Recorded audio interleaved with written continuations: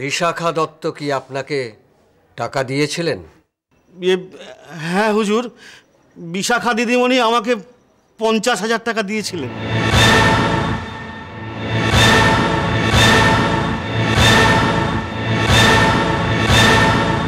অবশেষে ঝুড়ি থেকে বেড়াল বেরোলো। তাহলে একটা কথা প্রুভ হচ্ছে যে আমি বাজে কথা বলি না। তাহলে ইওর অনার 50,000 টাকা, রথীন দত্তের মেয়ে বিশাখা দত্ত 50,000 টাকা সাহায্য করছে, তা কাকে? না দুলালের মতন একজন গরিব মানুষকে। কি উদ্দেশ্যে বলুন? Objection your honour. দুলাল বাবু একজন গরিব মানুষ, গ্রামে তার মা অসুস্থ, মুমূর্ষু, তার ট্রিটমেন্টের জন্য টাকার প্রয়োজন। উনি যখন জানতে পারলেন ওনার ভাইয়ের কাছ থেকে যে মায়ের ট্রিটমেন্টের জন্য 50,000 টাকার দরকার, উনি তখন চৌধুরী বাড়িতে প্রত্যেকের হাতে পায়ে ধরেছেন টাকার জন্য। কিন্তু প্রতিশ্রুতি ছাড়া ওনার ভাগ্যে কিচ্ছু জোটেনি ইওর অনার।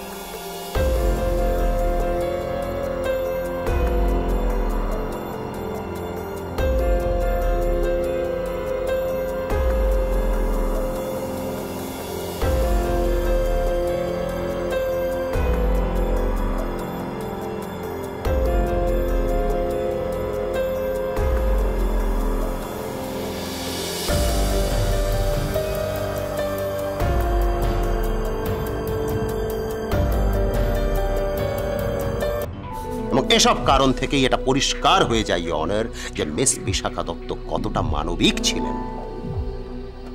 উনি এক কথায় দুলাল বাবুকে 50,000 টাকা দিয়ে দিয়েছিলেন। তার এই মহান কাজের জন্য তাকে সন্দেহ করার কোনো মানে থাকতে পারে না। এটা ভীষণ অন্যায়, এটা ভীষণ অন্যায় ইওর অনার। মিস চৌধুরী, আপনার কি কিছু বলার আছে? ইওর অনার, আমার লার্নেড ফ্রেন্ড বিশাখা দত্তকে যতই মহান প্রমাণ করার চেষ্টা করুন, আমি কিন্তু জানি যে বিশাখা দত্ত কি জিনিস। এবং বিশাখা দত্ত শুধুমাত্র কারো উপকারের জন্যে 50,000 টাকা দেওয়ার মেয়ে একেবারেই নন। এবং আমি এটা শিওর যে এই 50,000 টাকা দিয়ে দুলালকে সাহায্য করার পিছনে বিশাখার একটা খারাপ উদ্দেশ্য ছিল, এবং সেই উদ্দেশ্য সে ডেফিনেটলি উদ্দেশ্যতে সফল হয়েছে। I object your honour. আরে দাঁড়ান দাঁড়ান, এত অবজেকশন করছেন কেন? ইওর অনার, একটু আগে যখন আমরা কথা বলছিলাম তখন আমরা জানি যে কোর্টে দাঁড়িয়ে কথা বললে এবং সেটা মিথ্যে কথা প্রমাণ হলে তার কিন্তু বড় সাজা হয়ে যায়। এবং অলরেডি দুলালবাবু কিন্তু কথা কি বলতে চান তিনি নিজেও জানেন না। কখনো তিনি বলছেন যে তার মাকে সাহায্য করার জন্য গ্রামের লোকেরা টাকা দিয়েছিল, কখনো তিনি বলছেন যে বিশাখা দত্ত টাকা দিয়েছিল। যাই হোক, এবার সত্যি করে বলুন তো, সত্যি কথা বলুন যে বিশাখা দত্তকে আপনাকে সাহায্য করার জন্য 50,000 টাকা দিয়েছিল, নাকি তার পেছনে কোনো উদ্দেশ্য ছিল, এবং সেটা কি উদ্দেশ্য? বিশাখা দিদিমণি আমাকে 50,000 টাকা দিয়েছিলেন 26 তারিখ মাঝরাতে সদর দরজা খুলে দেওয়ার জন্য।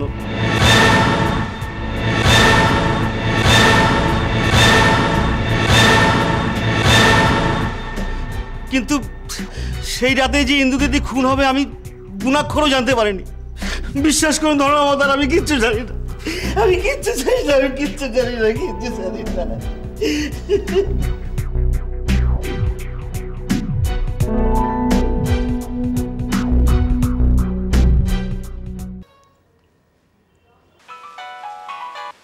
হ্যালো, হ্যাঁ ম্যাডাম, আমি মেজবাবু কইতেছি।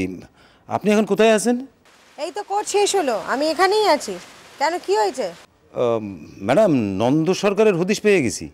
নন্দ সরকার কোথায় সে? নার্সিংহোমে মরমর অবস্থা এখন। কেন, কি হয়েছে? আরে কে গুলি করে হয়তো রাস্তায় ফেলাই দিয়ে গেছে। ম্যাডাম শোনেন, যেটা বলার দরকার আমি বলতেছি, ওই যে আপনি যদি নন্দ সরকারের কোনো স্বীকারোক্তি নিতে চান তাহলে এখনই আপনারা কিন্তু নার্সিংহোমে আইতে হইব। আমিও যাইতেছি, ওই যে ওয়াটগঞ্জে ওই ড্রিমল্যান্ড নার্সিংহোম ওইখানে। আমি এক্ষুনি আসছি। ম্যাডাম, এসপি সাহেবরে কি নিয়ে আসা যাইব? তাহলে কিন্তু খুব ভালো হয়, কারণ এসপি সাহেব স্বয়ং যদি কোনো স্বীকারোক্তি নেয় সেটা কিন্তু আদালতে গ্রাহ্য হইব আর কি। এসপি সাহেবকে যদি না পাই তাহলে কি হবে? তাইলে মুশকিল, কারণ কারণ আপনি তো এখন আর পুলিশে নাই ম্যাডাম। তাই আপনি যদি কোনো স্বীকারোক্তি নেন তাহলে ওই সরকারি উকিল কিন্তু আদালতে বলবো যে এটা আপনি সাজাইয়া আনছেন ব্যাপারটা। ঠিক আছে, আমি দেখছি, আমি আসছি। ঠিক আছে।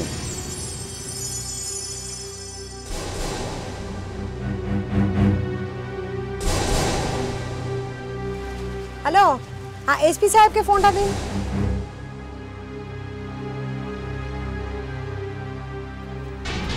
আরে রে বাবা, ওরি এলো না?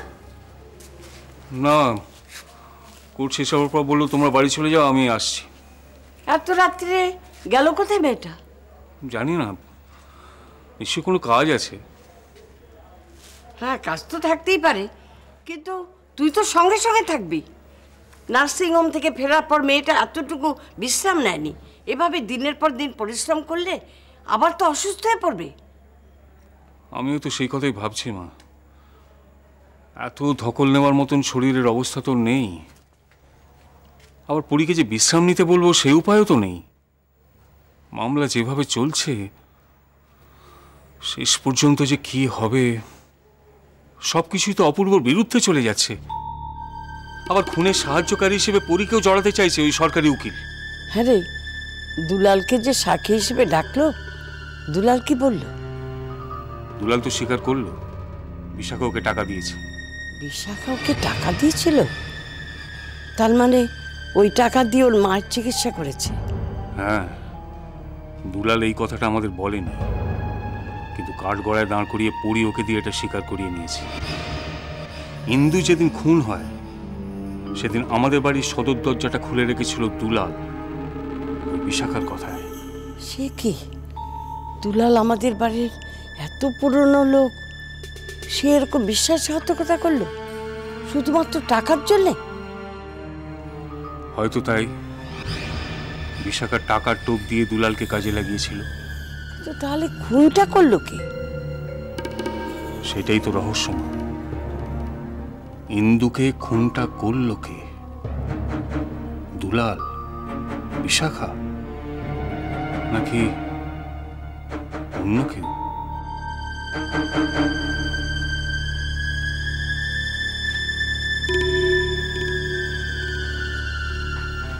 স্যার, যা জিজ্ঞেস করানোর কিন্তু এখনই কইরা নেন। ওর অবস্থা কিন্তু ভালো না, বেশিক্ষণ বাঁচবে বললে আমার মনে হইতেছে না স্যার। স্যার, স্যার নন্দ জবানবন্দি কিন্তু খুব জরুরি স্যার। হ্যাঁ স্যার। শ্যামবাবু, আপনি সমস্ত স্বীকারোক্তি লিখতে থাকুন। হ্যাঁ স্যার। পরে ওকে দিয়ে সই করাতে হবে।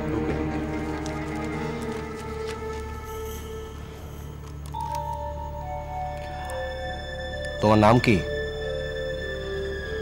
এই, তোমার নাম কি? হাই, নামটা বল স্যারকে। নন্দ, নন্দ সরকার। তোমাকে কে গুলি করেছে? কালু। কালু তোমাকে মারতে চাইছে কেন? বিশাখা, বিশাখা দত্ত, বিশাখা দত্ত সুপারি দিয়েছে কালুকে আমাকে খুন করার জন্য। বিশাখা দত্ত? বিশাখা দত্তকে তুই চিনিস? মুখ চিনি না। সালে সালে ফোনে ফোনে অর্ডার দেয়। সত্যি তুমি বিশাখা দত্তকে চেনো না? না, আমি টাকা নিয়ে ওর কাজ করেছি। বিশাখা কি কাজ করেছে তোকে দিয়ে? পরি, পরি নামে একটা মেয়েকে খুন করার সুপারি দিয়েছিল। পরি খুন হয়েছে? পরীকে মারতে পারিনি, ওর বদলে একটা মেয়েকে আমি আমি খুন করে চালিয়ে দিয়েছিলাম। রাধা দিদি? আমার দিদি রাধাকে তুই? অনেক অনেক পাপ করেছি আমি, অনেক পাপ করেছি। তার শাস্তি আজ আমাকে ভগবান দিল। নন্দ, নন্দ, বিশাখা দত্ত কি তোমাকে ফোনে খুন করার অর্ডার দিয়েছিল? হ্যাঁ স্যার, আর কথা বলবেন না। আর একটুখানি ডাক্তার। হ্যাঁ, তোকে লকআপে আমার পিসেমশাইকে মারার জন্য বিশাখা দত্ত টাকা দিয়েছিল? না। বান্টিকে কে কিডন্যাপ করেছিল? বিশাখা? জানি না।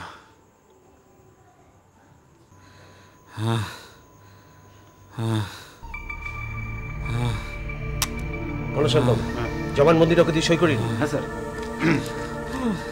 নন্দ, নন্দ, পেনটা ধর। এই নে, ধর ধর ধর। এইখানে একটা সই কর। এইদিকে, এইদিকটা, এইদিকটা। হ্যাঁ, কর কর। হ্যাঁ,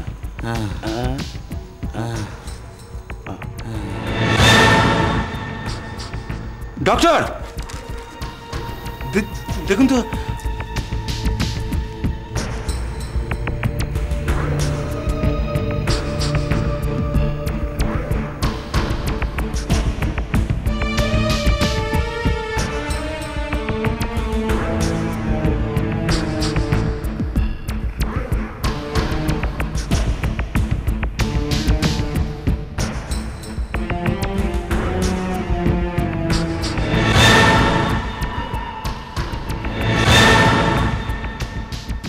এখন নাকি কান্না কেঁদে কি হবে?